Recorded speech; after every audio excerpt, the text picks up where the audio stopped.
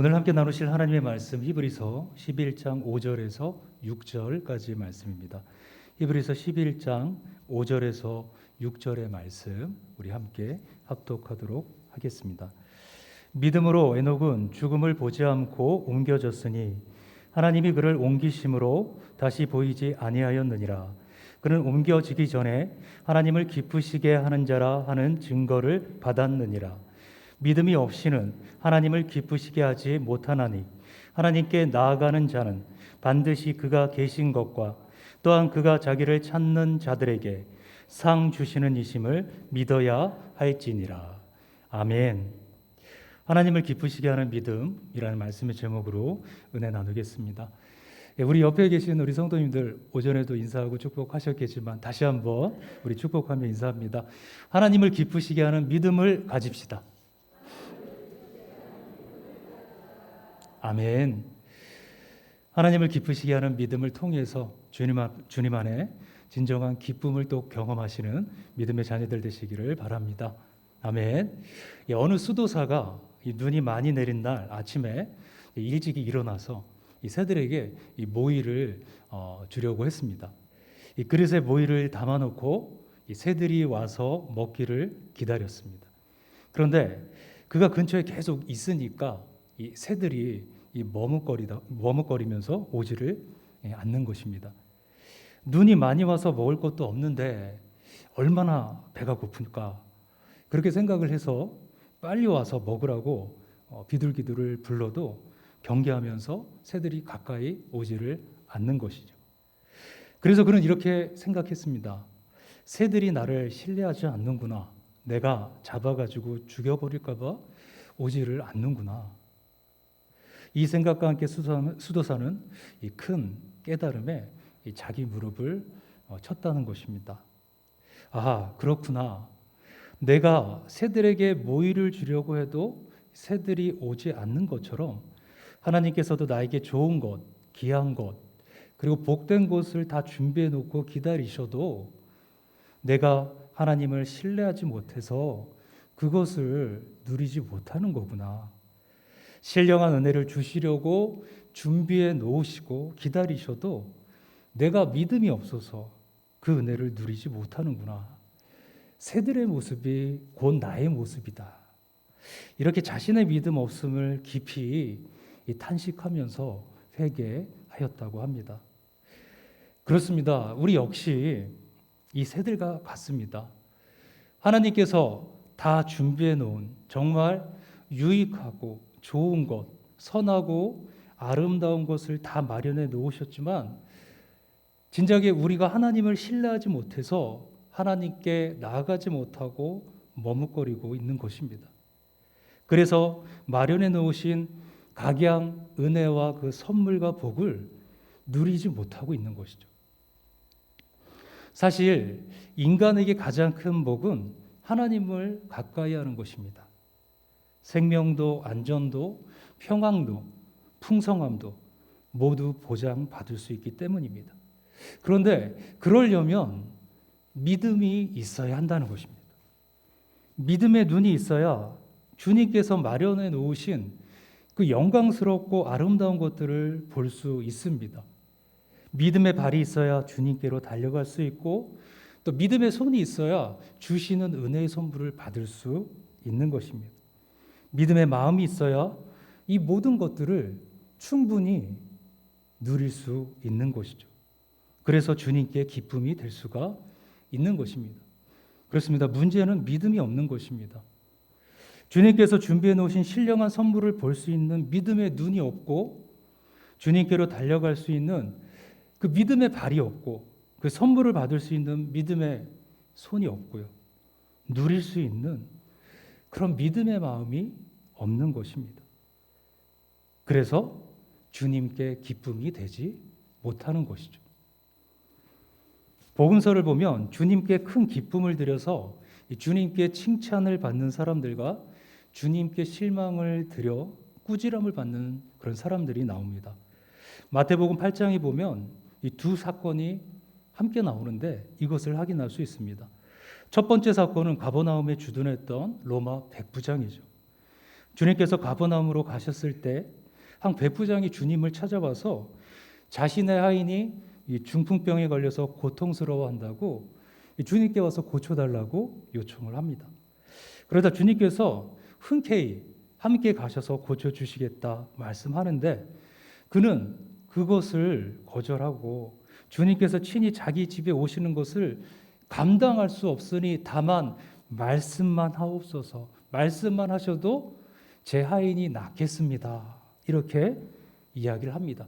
이와 같은 그의 고백에 주님께서 감탄하시고 이렇게 말씀하시죠. 예수께서 들으시고 놀랍게 여겨 따르는 자들에게 이르시되 내가 진실로 너희에게 이르노니 이스라엘 중 아무에게서도 이만한 믿음을 보지 못하였노라. 주님께서 무엇 때문에 이토록 감탄하시면서 그를 칭찬하신 것일까요? 다만 말씀으로만 하옵소서. 그러면 내 하인이 낫겠습니다. 이렇게 고백한 그의 믿음 때문입니다.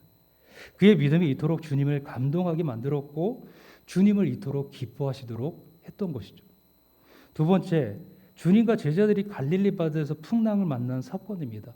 반대적인 사건인데 주님과 제자들이 갈릴리 바다를 건너고 있었을 때죠. 주님은 피곤하셔서 주무시고 계셨는데 이 바람이 불어서 바닷물이 배에 넘쳤습니다. 이 당황한 제자들이 주무시는 주님을 깨웁니다. 주님은 두려움에 떨고 있는 제자들을 보시고 그렇게 꾸짖습니다. 믿음이 작은 자들아.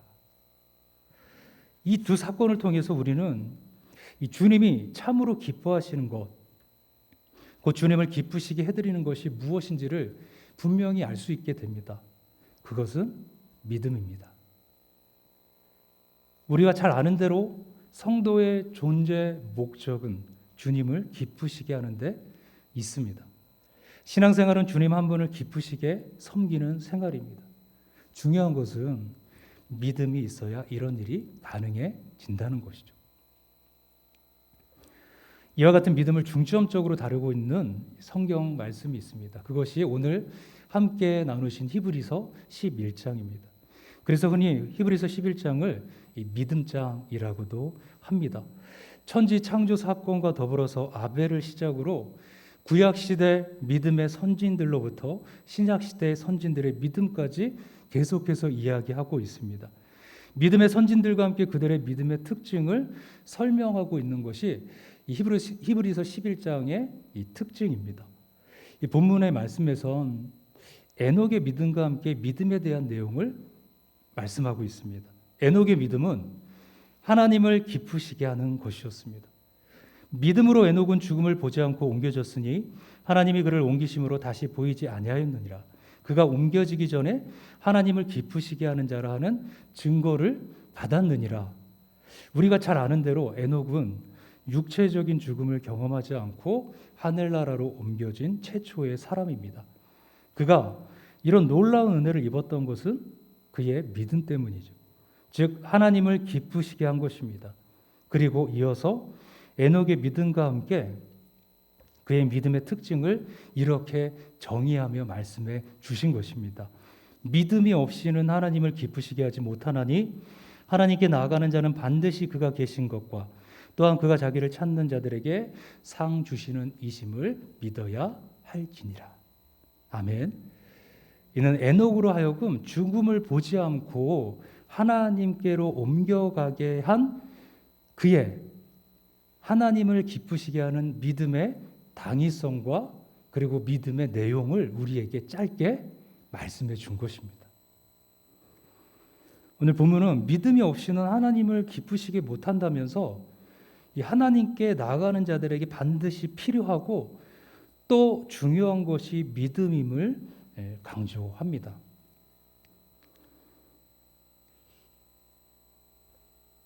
조금은 어려운 얘기일 수 있지만 본문 가운데서 이 대의라는 동사를 쓰는데 반드시 무엇을 해야 한다라는 불변적인 내용을 이야기하고 강조하는 동사입니다. 이 동사는 반드시 뭐뭐 해야 한다는 뜻으로 필연적으로 당위성을 뜻하는 말입니다. 그래서 사실 신약 성경은 헬라어로 써져 있고 헬라적인 사고를 통해서 그렇게 또 전달되어지는데 사람의 의지나 국가의 법률, 신적 주문 뭐 이런 것들을 필연성으로 당위성으로 인식을 하는 겁니다. 지켜야 되는 것, 꼭 해야 되는 것들, 그것은 바로 국가의 법률 또는 신탁에서 오는 주문 뭐 이런 것들은 꼭 지켜야 되는 것이다. 거기에 당위성이 있다. 필연적이다라는 것입니다. 그런데 그것보다 더 크게 느껴지는 것이 사실은 내가 의지적으로 지키려는 것보다 운명적으로 나에게 주어지는 그 어떤 것, 그것이 사실 나에게 더욱 강조되어지는 그 어떤 일이나 사건의 당위성이 이루어지는 이유다라는 것을 이야기합니다. 즉 얘기하는 것은 이 사람들은 다시 자신들에게 운명적으로 오는 것이 굉장히 중요하다라고 생각했지만 히브리 사람들, 진작의 히브리 사람들에게는 그것이 낯설다는 것입니다. 즉 하나님의 뜻과 주권을 믿는 히브리 사람들은 세상에서 말하는 그리스 사람들이 말하는 세상의 철학이 말하는 운명이 아니라 그 모든 것도 하나님의 뜻과 주권 가운데 있다는 것이죠.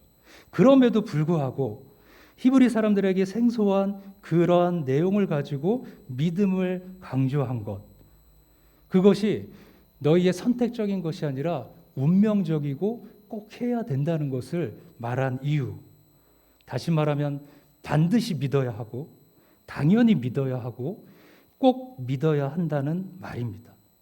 우리 삶에 있어서 믿음의 중요성을 사실 그 의미를 포함해서 이렇게 강조하고 있다는 겁니다. 그렇다면 무엇을 반드시 믿어야 하고 당연히 믿어야 하고 꼭 믿어야 할까요? 믿음의 당위성도 중요하지만 믿음의 내용 또한 중요합니다. 오늘 말씀에서는 하나님을 기쁘시게 하는 믿음과 관련해서 두 가지 필연적인 요구를 말씀합니다. 첫째, 하나님의 존재에 대한 믿음입니다. 여기서 그가 계시다는 의미로 번역된 그런 헬라어의 말은 현재형입니다. 이 말은 뭐냐 하면 하나님의 존재 자체가 지속적으로 계속된다는 것입니다. 지금도 함께 하신다는 것입니다. 즉 하나님은 존재하시되 언제나 어디서나 살아계신다는 사실에 대한 믿음을 뜻하는 겁니다. 하나님께서 과거에만 계셨고 과거에만 역사하셨던 분이 아니라, 그래서 지금은 자취를 감추신 분이 아니라 지금도 여전히 그때처럼 살아계셔서 현존하시고 함께 하신다는 것을 말씀합니다. 그리고 앞으로도 계속 살아계실 것이다. 그러므로 믿음에 구비되어야 할 첫째 요소는 바로 이러한 하나님의 존재에 대한 확신입니다. 하나님이 살아계신다. 하나님이 함께 하신다. 지금도 역사하신다. 바로 지금 여기라는 믿음의 현재성을 말씀하는 겁니다. 지금 여기가 중요합니다. 이와 같은 믿음의 현재성이 에녹으로 하여금 하나님과 동행하게 했고, 그것이 삶이 된 것은 하나님을 기쁘시게 했기 때문이라는 것입니다. 기뻐하지 않는 길을 평생 걷는 사람은 없습니다. 기뻐하지 않는 사람과는 동행할 수 없겠죠. 그래서 최초로 구약 성경을 헬라어로 번역한 성경 속에서 하나님과 동행한 에녹을 하나님께 큰 기쁨을 드린 자라고 번역합니다. 예배 가운데 하나님이 계심을 믿습니다. 우리의 기도 가운데 현존하셔서 우리와 교제하심을 믿습니다.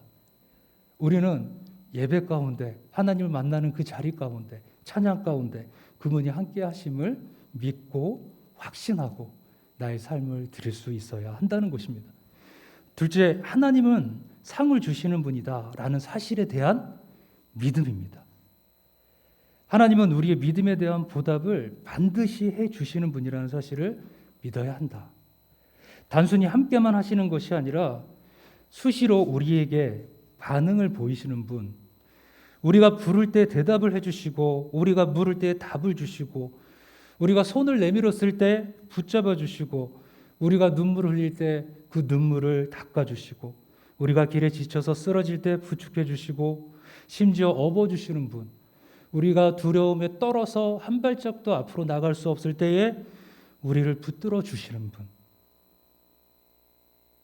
이것은 보이지 않는 하나님의 존재를 믿는 문제 못지않게 중요한 것입니다. 오늘 말씀에서 소개되고 있는 모든 믿음의 선진들은 바로 이와 같은 믿음을 지닌 사람들이었고 이 믿음으로 하나님을 기쁘시게 한 사람들이었습니다. 그러니까 그들의 삶이 하나님이 상 주시는 이신 것을 확인해 주고 있는 것입니다. 당장의 에녹의 경우는 죽음을 보지 않고 옮겨진 것이 바로 그것입니다. 이것이 하나님을 기쁘시게 한 것에 대한 보답이었습니다.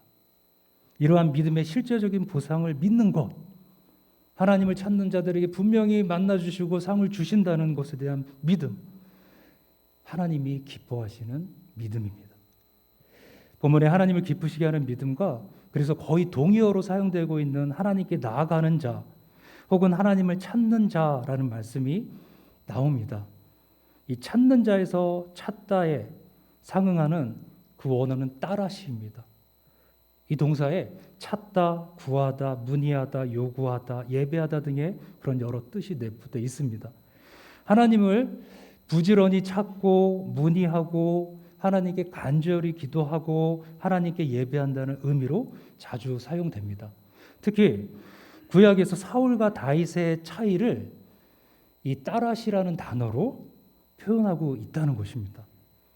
사울이 하나님께 버림을 받아 점점 쇠한 이유를 그가 하나님을 따라시하지 않았기 때문이다. 다윗이 하나님의 도우심으로 점점 흥한 이유를 그가 하나님을 따라시했기 때문이다라고 말씀합니다.